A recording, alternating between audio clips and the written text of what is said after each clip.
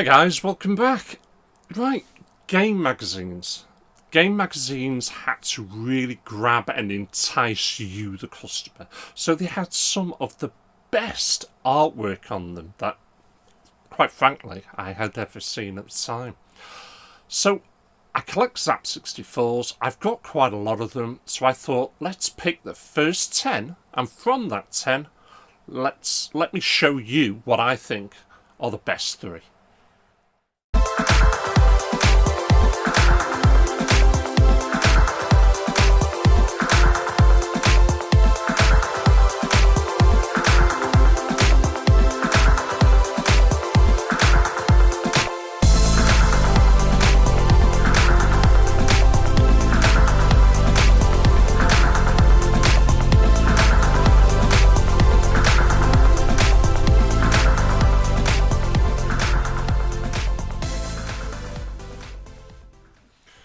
Right, so magazine artwork, those front covers. It was the first thing that caught your eye on the stands. You'd look at it and go, oh, that's interesting. It's already pulled you forward. You've now got the magazine in your hand and you're about to take a look and flick through it. You've probably already decided, I'm going to pick up that magazine. So the front covers had to really grab you. Now, Zzap 64s was a gaming magazine. In fact, it was probably the very first gaming magazine I started to read as a kid while I was still at school. And, you know, we're going all the way back. Oh, my word. We are going all the way back to May 1985. They were 95p back then. I know, unbelievable. A gaming magazine under £5. There's issue 1.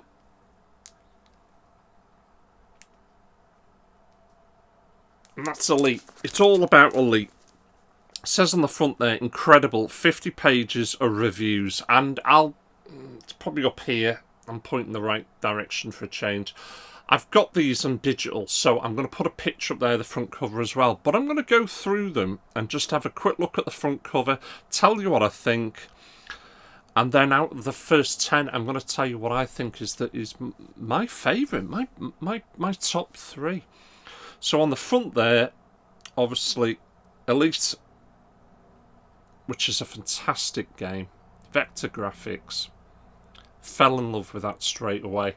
In fact, I have my original copy that my mother bought me. I had to constantly beg and scream and demand and I can hear it now. What am I, made of money? Do you think money grows on trees? It was £15 back then, but £15 back in 1985 when you were a single parent, because my father, unfortunately, he died when I was 10. It was a hell of a lot of money. So, you know, she's trying to bring up 2 kids on her own, you know. She's doing everything she can, bless her. And there's me demanding a game for £15. So, yeah, I remember she bought me that. But, yeah, the front cover there, it just, you know, that's an incredible space battle, obviously, going on. You can see that. But, obviously, the other bits there that you can see, 50 pages of reviews, yada, yada, yada. Named the all-time top 64 games. Win a 1541 disk drive. That was a hell of a lot of money back then, but you know, for the very first issue, that's brilliant. It's it really does make you look, and obviously the reason, you know, you open it, you can see Commodore straight down the side. Commodore was a big system in the UK. In fact, when they made it obsolete, it carried on selling. It was that popular, it carried on selling 2 years after. There was that much of a demand for the Commodore back then. But that's issue 1. So we'll come back maybe to that in a bit. Now issue 2. Now straight away you might not get that. You might not understand it. But I'll take you through it now. So as you look at it, now when I first looked at that, I thought, oh, it's some sort of monster, that. It's not. It's not a monster. What you're looking at there in the centre, if you like, that's a nuclear weapon. going off. And it's actually this poor guy's gas mask that's being melted off. And that's what it is. Wipeout. Theatre Europe. I can remember playing the game. I only ever had it on copy, but I remember playing the game. And I remember at one point within the game, you had to make a phone call, a real phone call. And when you dialed the number, you got a recorded message at the other end telling you that the bombs were dropping and everything. And I remember thinking at the time, oh my God, this is really weird. It's like it's really happening. But it was such an interesting game, and that is such an interesting, cover. It's depicting war, obviously at its worst. And I think with everything that's going on in the world right now, that really is depicting quite a chilling image of what possibly could happen and might happen. But again, all down the side there, Commodore, everyone's a Wally the map. What a game. All the latest on the games and the US gold mine. Absolutely fantastic cover, but that's a really good one. It's a shocking cover as well. It really is, and it's only unless you really understand it that you get it. And as a kid, I don't think I got it back then, but I certainly do now. Right, moving on to number 3. Obviously, the July issue back in 1985. So there you go. Let's get a picture of that. Straight away, what I see there looks to be some sort of epic battle all around a city. Certainly set in the future. The greatest blast ever drop zone rockets in from US gold. There's so much happening in this picture straight away. Lasers being fired or maybe tracer rounds blowing things up. You can see that there's a massive battle going on. Ships in the background. The city looks to be on fire. Again, it's a chilling possible representation of the future if we ever get that far. I mean, I'll certainly never be around to see it. I mean, this could be hundreds and hundreds of years in the future if we haven't wiped ourselves out by then. But it's a really good grabbing cover. It makes you think about the future, the optimism, what's going to happen. And going straight away, I'd be looking at that and thinking, oh, this must be some sort of flying game where I'm going to be shooting things. Oh, and it looks really exciting, it really does. Obviously, again, there, you've got free £5 PSI Warrior voucher. And amazing US gold offers. So they were obviously doing quite a bit with the US gold back then. But, yeah, that's a fantastic cover. Fantastic. We are on to number 4. Now this one, it doesn't need much. Look at that. That is brilliant. Beachhead 2. Beachhead, the original one, was a good game. Beachhead 2 certainly took it to that next level. And straight away, it's depicting war. I mean, you can see there's people dying all around him. Choppers flying in. Tons of explosions. He's shooting all he's got. He's throwing in the grenade. It could be his last moments, but he's giving it all he's got. The 4th protocol there. Hot new games from the States. Competition, big prizes. But Beachhead 2 from US Gold. A great, depiction. I know I pronounced that wrong. Of war, but as a young kid, everything was about war back then. I mean, I've ordered some comics recently that I've remembered and I've actually found them, and I'll show you those when they come through. But war was, I suppose, sort of a game that you played as a kid. Action men and all that. The little green plastic army men. We all played with them, didn't we? But, yeah, that's another great cover. Now this next one. Number 5, September, and we're still 95p.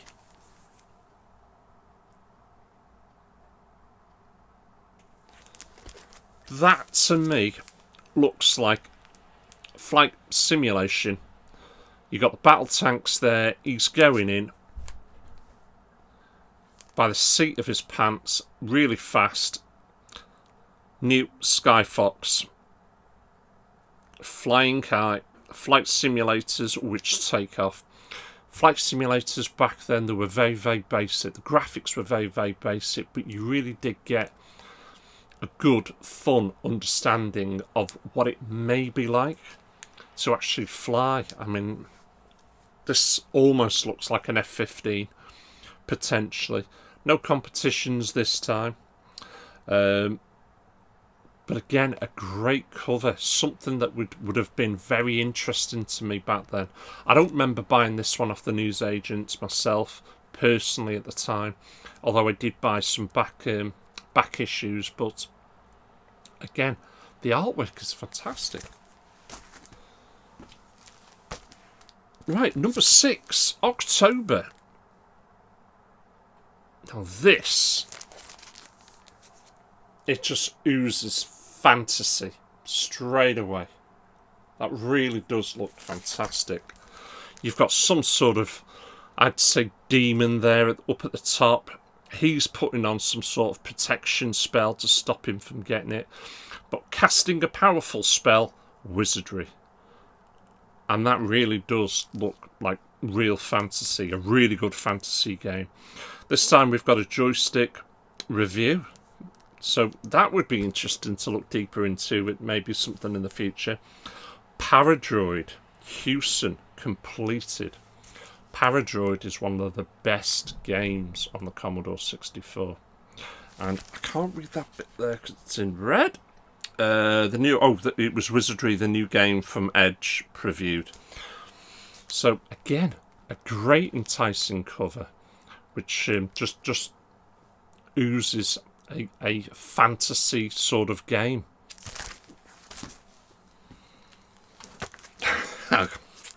Speaking of Paradroid, November 1985 cover. That's Paradroid. And strangely enough, the game looks nothing like that.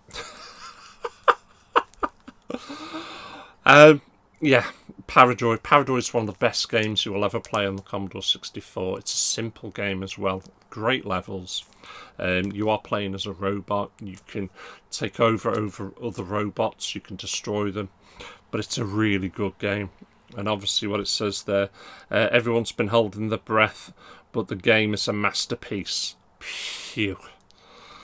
And it is a real masterpiece. It's definitely a game you should be checking out.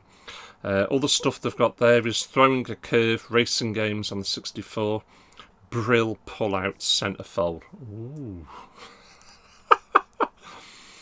What else we got there? More Zzap sticks, joystick reviews continue, plus loads of exciting new games reviewed and previewed. So, ooh, what's that? Handy from Titles. Robocom. Don't know. Can't remember anything about that. Now, what I know about the game, yes, it is supposed to be robots, but obviously it doesn't look anything like that. They don't look anything like that. So it is a bit of a lie, that one. But it's a fun cover. I really do like it. I really do like it. Right, we're getting there now. December. December's cover. I'll show you that first. Zoids. I seem to remember the cartoon, in all fairness. But Redhorn meets the mighty Zoidzilla. In the Zzap exclusive, David Crane is interviewed. Direct from America, conversation with the programmer who almost as interview shy as a pet person. Zzap and Compunet get together. Saberwolf the map. Oh my word, what a game that is. Saberwolf, I'll show you that. I can show you that. It's on the PS5. You know, an 8-bit Commodore 64 game, which also came out in the ZX Spectrum. Is on the PS5. You can download it now if you wanted to. But again, this shows as, to me, futuristic robots that are able to, basically do battle and fight and, attack each other. Obviously, there's weapons coming in by the looks of things. I don't think he's shooting. Oh, he is shooting at the bottom, obviously there, but he's taking fire, most definitely. But it's it's another great cover. Alright, this next one. I always looked at it and thought, it looks a bit weird, that, for a Christmas special. And we are in December. To December 1985, 1986, and all of a sudden it shoots up in price. £1.25. It's not a massive increase, but it's a big enough increase. The Christmas special.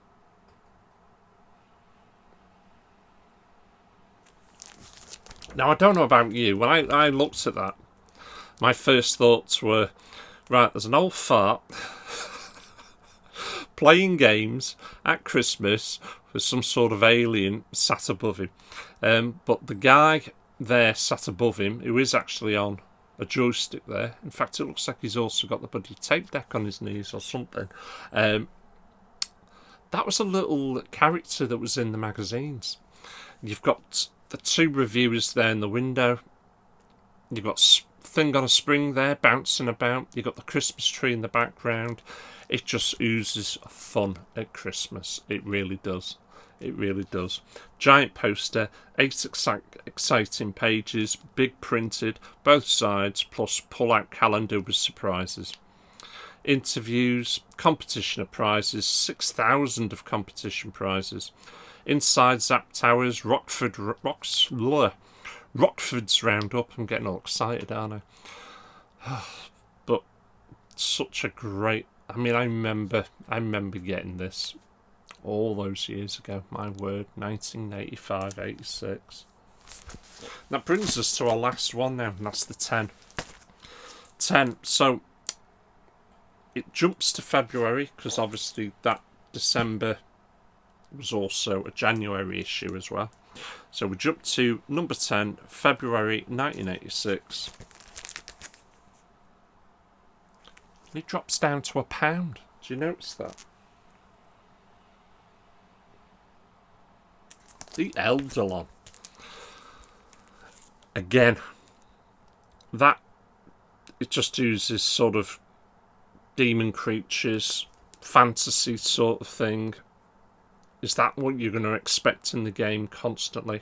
I never really got the game, in all fairness, purely because back then we were pirating and copying games, something rotten. So we never had the instructions, so you never really knew how to play the games properly. So that gold medals for the Eldalon, Bounder from Gremlin Graphics, plus Martin Galloway's Ocean Masterpiece Maestro. Tony Crowther there as well. Zzap exclusive, we talk to the men of Lucasfilm. Power to the people's artists. Some of the genius to be seen in the computer art gallery. And a lot of this is fantastic artwork. It really is. It really is. But that's again, it's another good cover. But I've got to narrow it down.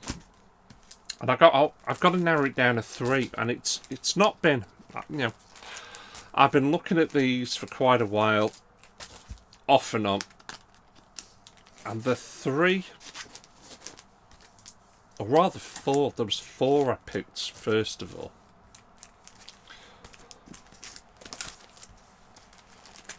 And then I thought, right, well, we've got 2 depicting war, we're going to have to get rid of one. And I narrowed it down to issues 2, 3 and 6.